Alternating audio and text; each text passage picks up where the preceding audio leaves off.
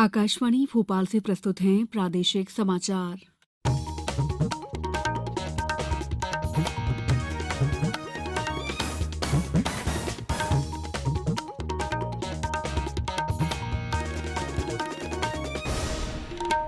नमस्कार, समाचारों के साथ मैं दीपा सिंह। सबसे पहले मुख्य समाचार। राष्ट्रपति द्रौपदी मुर्मू ने कहा, लोकतांत्रिक प्रक्रिया के बारे में जागरूकता बढ़ाने की जिम्मेदारी युवा मतदाताओं पर। राष्ट्र कल अपना 74वां गणतंत्र दिवस मनाएगा। कर्तव्य पथ पर पहली बार शानदार परेड में होगा सैन्य शक्ति, संस्कृति और विविधता का प्रदर्शन। राज्यपाल मंगूभाई पटेल भोपाल में और मुख्यमंत्री शिवराज सिंह चौहान जबलपुर में फहराएंगे राष्ट्रीय ध्वज। और प्रदेश पुलिस के 25 अधिकारी कर्मचारियों को मिलेंगे राष्ट्रपति के वीरता, विशिष्ट और सराहनीय सेवा पदक। अब समाचार विस्तार से।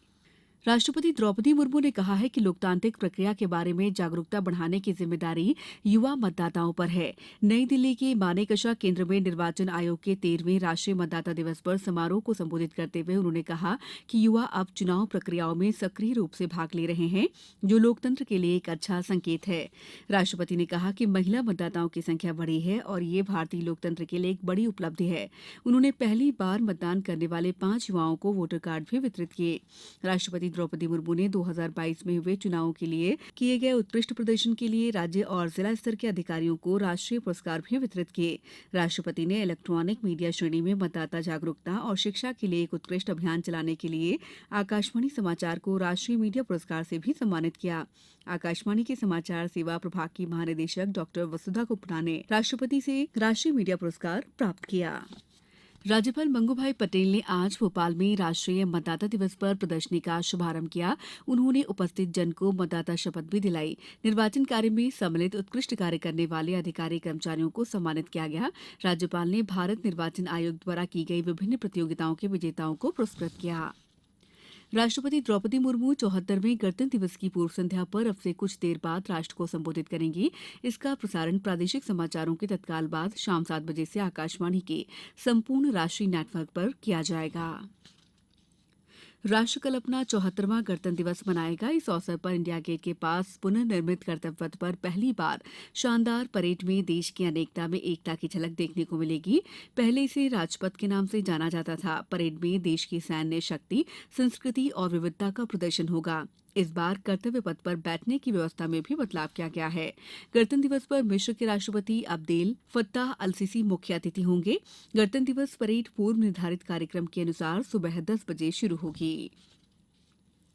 भारत और मिस्र ने आज प्रसार भारती और मिस्र के राष्ट्रीय मीडिया प्राधिकरण के बीच कंटेंट के आदान प्रदान, क्षमता निर्माण और सह निर्माण की सुविधा के लिए समझौता ज्ञापन पर हस्ताक्षर किए।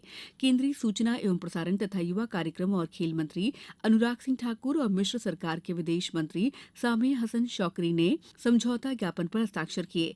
एमओयू प्रसार भारती द्वारा डीडी इंडिया चैनल की पहुंच का विस्तार करने के प्रयासों का हिस्सा है, ताकि अर्थव्यवस्था, प्रौद्योगिकी, सामाजिक विकास और समृद्ध सांस्कृतिक विरासत पर केंद्रित कार्यक्रमों के माध्यम से देश की प्रगति को प्रदर्शित किया जा सके। समाचारों में वक्त है ब्रेक का।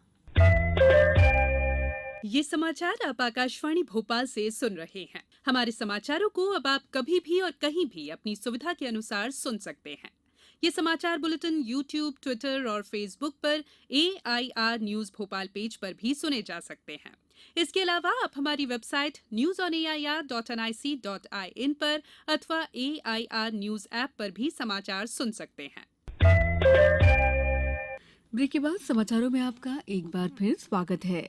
गणतंत्र दिवस के अवसर पर राज्यपाल मंगूभाई पटेल भोपाल में राज्य स्तरीय समारोह में और मुख्यमंत्री शिवराज सिंह चौहान जबलपुर में राष्ट्रीय ध्वज फहराएंगे। विधानसभा अध्यक्ष गिरीश गौतम रीवा जिले में ध्वजारोहण करेंगे। प्रदेश के 29 जिला मुख्यालयों पर मंत्रीगण और 20 जिला मुख्यालयों पर कलेक्टर मुख्य समारोह में ध्वजारोहण करेंगे और मुख्यमंत्री चौहान के प्रदेश की जनता के नाम संदेश का वाचन करेंगे। मुख्यमंत्री चौहान जबलपुर में गणतंत्र दिवस समारोह के पूर्व शारदा नगर रांझी उद्यान में पौधरोपण करेंगे। समारोह के बाद शासकीय मॉडल स्कूल में VR लैब का उद्घाटन कर बच्चों के साथ मध्याह्न भोजन में शामिल होंगे। उज्जैन में गणतंत्र दिवस पर केंद्रीय जेल भैरवगढ़ से 20 कैदी रिहा होंगे। इन्हें अपने अच्छे चाल चलन और रिहा होने के नियमों के तहत जेल से निकलकर अपने परिवार के साथ जीवन यापन के लिए रिहा किया जाएगा।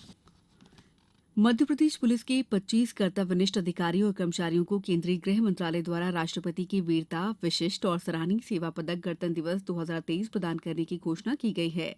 इनमें 4 वीरता, 4 विशिष्ट सेवा पदक और 17 सराहनीय सेवा पदक शामिल हैं। पुलिस महानिदेशक सुधीर सक्सेना ने इन सभी अधिकारियों और कर्मचारियों को हार्दिक बधाई दी है। स्वाधीनता दिवस 15 अगस्त 2023 को अलंकरण समारोह में इन्हें पदक सौंपे जाएंगे। अब कुछ समाचार संक्षेप में। मुख्यमंत्री शिवराज सिंह चौहान एक दिवसीय प्रवास पर सतना पहुंचकर गौरव दिवस समारोह में शामिल हुए।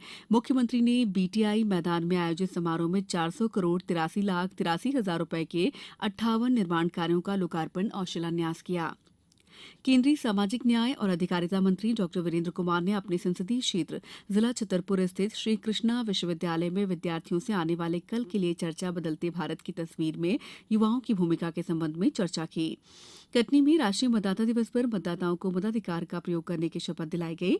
सागर में आज जिला स्तरीय निबंध प्रतियोगिता के विजेता छात्र छात्राओं को पुरस्कार वितरित किए गए।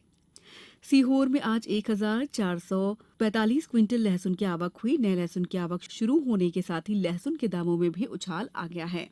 शिवपुरी में कल गणतंत्र दिवस की संध्या पर लोकतंत्र के लोक उत्सव भारत पर्व का आयोजन किया जाएगा। आगरमालवा में डिजिटल युग में साहित्यिक चोरी और बौद्धिक संपदा अधिकार विषय पर राष्ट्रीय संगोष्ठी हुई। पन्ना कलेक्टर ने राष्ट्रीय मतदाता दिवस के अवसर पर आज जिला स्तरीय कार्यक्रम में नवीन मतदाताओं को मतदाता परिचय पत्र वितरित किए। केंद्रीय संस्कृत विश्वविद्यालय के भोपाल परिसर में कल वसंत पंचमी पर स्वामी रामभद्राचार्य का स्वागत सम्मान समारोह आयोजित किया गया है। इस बुलेटिन में इतना ही। नमस्कार।